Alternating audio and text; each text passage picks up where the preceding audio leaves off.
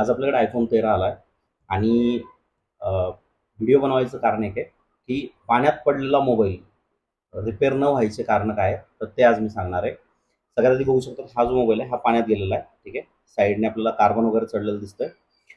ही याची बॉडी आहे. याच्यामध्ये front camera, face I D दोन्ही डॅमेज झालेलं आहे.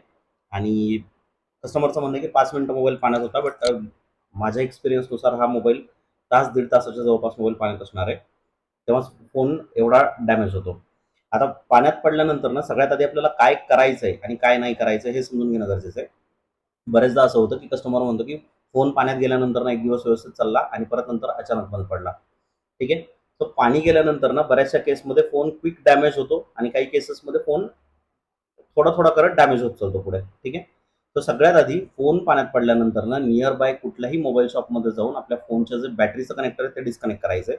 फोन तांदळात ठेवणं, गॅसवर गरम करणं किंवा उन्हामध्ये ठेवणं याच्याने फोन रिपेअर होत नाही. सो मेन तुम्हाला आधी पॉवर सप्लाय जो आहे तो कट करायचा आहे.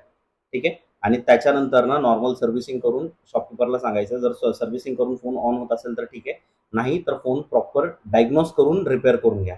ठीक आहे, फक्त एक आहे, फोन पाण्यात गेल्यानंतर ना फोन चालू करायचा किंवा चार्जिंगला लावायचा प्रयत्न करू नका, त्याच्याने फोन तुमचा जास्त डॅमेज होणार आहे, जसं की ह्या केसमध्ये झालेलं आहे.